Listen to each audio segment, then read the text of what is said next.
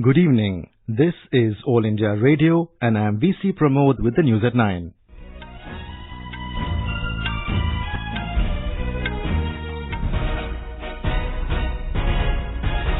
The headlines. India and Bangladesh signed 7 agreements in several areas, including water resources, education and coastal surveillance.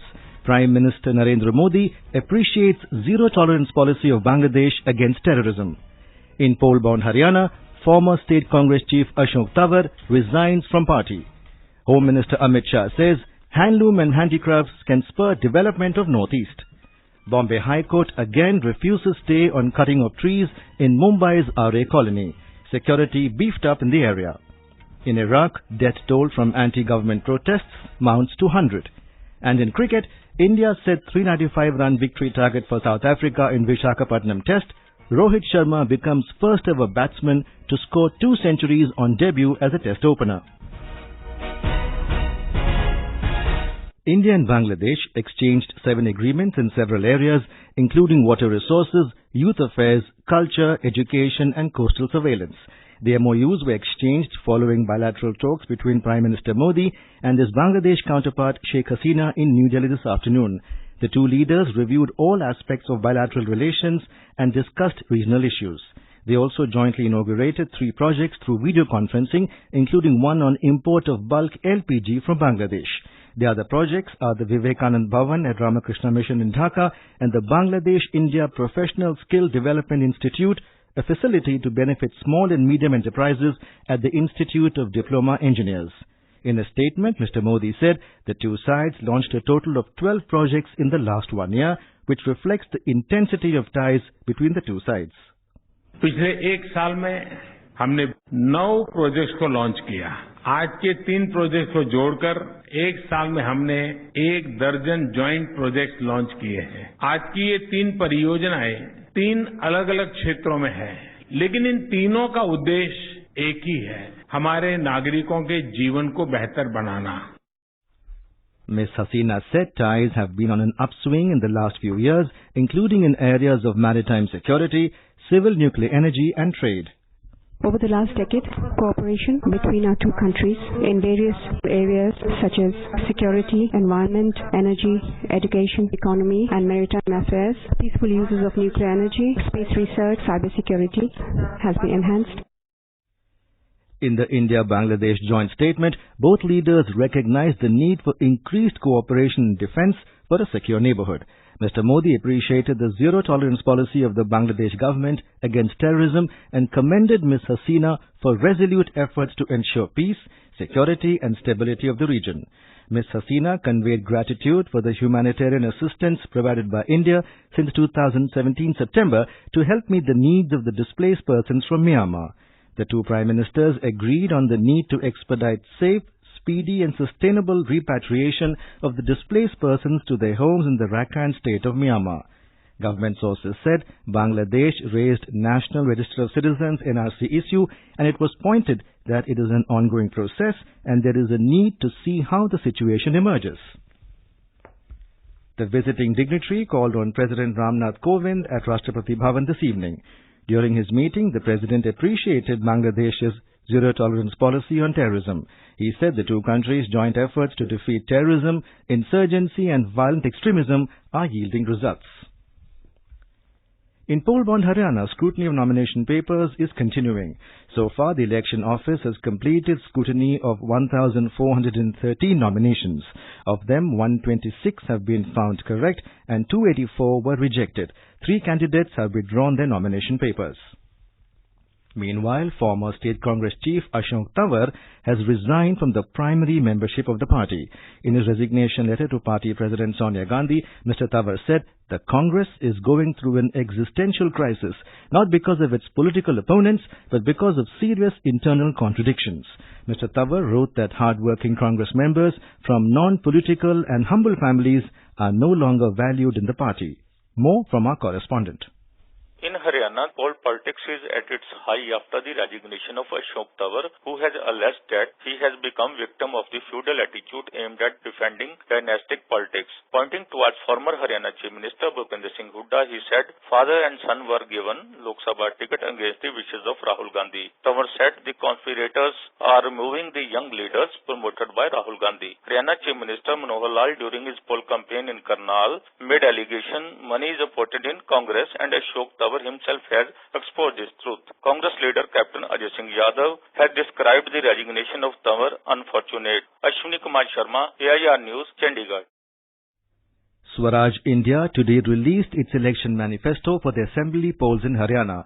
Releasing the manifesto in Chandigarh, party's national president Yogendra Yadav promised 20 lakh employment opportunities in the state. The party, which is going to contest assembly polls for the first time, proposed to raise money by imposing tax on vacant plots in urban areas, additional house tax, and by checking corruption in mining business. In Maharashtra, hectic election-related activities are underway. With the filing of nomination papers ending yesterday, the election officials are busy scrutinizing them. In all, 5,534 candidates have filed nominations. Our correspondent has the details. The highlight of today's political activities was the Election Commission validating and accepting the nomination papers of senior BJP leader and Chief Minister Devendra Fadnavis. A controversy had erupted over Fadnavis's affidavit, which he submitted before the Election Commission after Congress candidate from the Nagpur Southwest seat, Ashish Deshmukh, raised objections over filing of the affidavit. Meanwhile, NCP leader Sharad Pawar, while addressing an election campaign in Kolhapur, urged the party workers from Congress-NCP alliance to sink their differences and work to win the elections. With Kunal Shinde from Mumbai, Zakir Nazir, News Desk.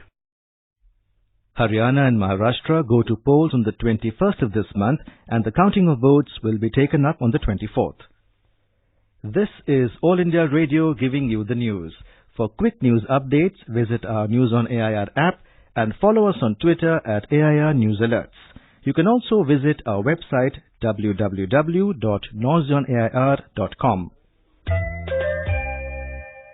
Home Minister Amit Shah has said handloom and handicrafts can play an important role in the growth and development of the Northeast. He said they hold the capability to generate huge employment opportunities in the region. Mr. Shah was addressing a gathering in the state capital Aizawl today after inauguration of the Northeast Handloom and Handicraft exhibition.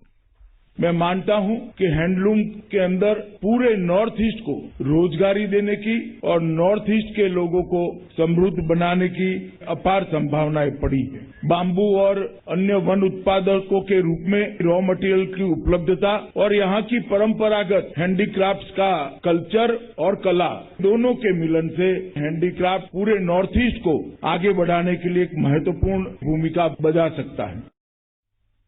The Home Minister said the Modi government has decided to treat bamboo as a grass species so that it is economically available to local people. He also expressed confidence that by 2021, Aizawl would be connected by broad gauge railways. Mr. Shah said Mizoram today stands as a symbol of the most peaceful state in the country. Jammu and Kashmir government has allowed a delegation of National Conference Party from Jammu to meet party President Dr. Farooq Abdullah and Vice President Omar Abdullah, who are currently under detention in Srinagar. The party spokesperson told our Jammu correspondent that the permission for undertaking the visit was conveyed by the government to National Conference Provincial President on Thursday evening. The Jammu and Kashmir Director General of Police Dilbagh Singh has called upon the police personnel to deal strictly with elements involved in the radicalization of youth and pushing them towards terrorism. He directed the police officers to identify and book the persons involved in these activities. The DGP issued these instructions during his visit to various police stations in Srinagar district today. The DGP complimented the police and the CAPF personnel for handling the law and order situation and stressed upon them to continue work with the same zeal and coordination. In Bihar, a 6-member central team led by Joint Secretary in the Home Ministry G. Ramesh Kumar visited flood-affected areas of Patna and Bhagalpur districts today. The team held discussions with district authorities and reviewed the prevailing flood situation. The team will visit other affected areas tomorrow. Our correspondent reports that the flood situation in 15 districts, including Katihar, Khagadia and Purnia, continues to be grim. Over 22 lakh people across 1,400 villages are reeling under the impact of flood. 91 people have so far been killed in flood-related incidents throughout the state. According to the Central Water Commission, rivers Ganga, Punpun, Bagmati and Kamla Balan are flowing above danger marks. Over 24 villages in the riverine areas of these rivers have been submerged. The authorities are shifting people to safer places. 25 NDRF teams are carrying out relief and rescue operations in the state. With KK Lal's report from Patna, Anuja Bhardwajan, AIR News. The Bombay High Court today again refused to stay cutting off trees in Mumbai's prominent Green Lung Aarey colony to make way for a metro car shed. Yesterday, the court had dismissed 4 petitions filed by NGOs and activists challenging the decision of the tree authority of the Mumbai civic body allowing felling of trees in the area. The action of Mumbai Metro Rail Corporation Limited, which began cutting trees late last night, has met up with stiff resistance from green activists who've been protesting at the Aarey colony. Meanwhile, the Mumbai police has arrested 29 people in connection with the protest in Aarey colony. The police have also beefed up security in the vicinity, where around 100 to 200 protesters got into a scuffle with police officials. Our correspondent has the details. A few green activists who are protesting against felling of trees at Aarey colony received no respite from the Bombay High Court today as well after they filed a fresh application seeking stay on the Mumbai Metro Rail Corporation Limited's action of chopping 2,656 trees. Launching a crackdown against the protesters, the police evacuated the activists from the Aarey checkpost and took them to the Goregaon police station. The police have also imposed Section 144 in Aarey colony and surrounding areas, banning unlawful assembly. Shiv Sena leader Aditya Thackeray condemned the arrest of protesters. Kunal Shinde, AIR News, Mumbai. People in the country are celebrating Maha Saptami Day today, the beginning of the 4-day-long Durga Puja festival. In West Bengal, people have started visiting Durga Pandal since morning. President Ramnath Kovind has greeted the people on the eve of Durga Puja. In his message, Mr. Kovind said, Durga Puja symbolizes the victory of good over evil and also strengthens the belief that ultimately truth and justice prevail. In Iraq, the number of dead in anti-government protests has reached nearly 100. According to AFP news agency, the country's Parliamentary Human Rights Commission said at least 93 people have been killed and nearly 4,000 wounded as clashes between protesters and police intensified. The protest has spread to cities across the south. Meanwhile, Chief Shia cleric Muqtada Sadr demanded resignation of Prime Minister Adel Abdel Mahdi. Spontaneous protests erupted on Tuesday amid frustration over Iraq's high youth unemployment rate, its dire public services and chronic corruption. Prime Minister Narendra Modi has termed the National Basketball Association's debut match in India as a historic day for sports in the country and New Delhi-Washington relations. In NBA's first-of-its-kind game, Indiana Pacers defeated Sacramento Kings in Mumbai yesterday. In cricket, opener Rohit Sharma's century guided India to set a massive target of 395 runs for South Africa on the penultimate day of the first test at Visakhapatnam. The Proteas were 11 for 1 in their second innings when stumps were drawn. Earlier, India declared their second innings at 323 for 4. The hosts have 71 runs lead in their first innings. Meanwhile, Rohit Sharma today became the first ever batsman to score 2 centuries on debut as a test opener. He reached the 3-figure mark for the second time in the ongoing match against the Proteas. Rohit, who had scored 176 in his first innings as a test opener on day 1 of the match, made 127 of 149 balls on the 4th day. The 32-year-old stylish right-hander also broke the record for most sixes in a test with 13 hits over the fence, surpassing Pakistan great Wasim Akram, who smashed 12 in a game against Zimbabwe in 1996. And now, before we end the bulletin, the headlines once again. India and Bangladesh signed 7 agreements in several areas, including water resources, education and coastal surveillance. Prime Minister Narendra Modi appreciates zero-tolerance policy of Bangladesh against terrorism.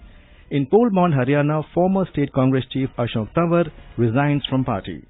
Home Minister Amit Shah says Handloom and Handicrafts can spur development of the Northeast. Bombay High Court again refuses stay on cutting of trees in Mumbai's Aarey colony. Security beefed up in the area. In Iraq, death toll from anti-government protests mounts to 100. And in cricket, India set 395-run victory target for South Africa in Visakhapatnam Test. Rohit Sharma becomes first ever batsman to score 2 centuries on debut as a test opener. And that's all in the news at 9. Good night.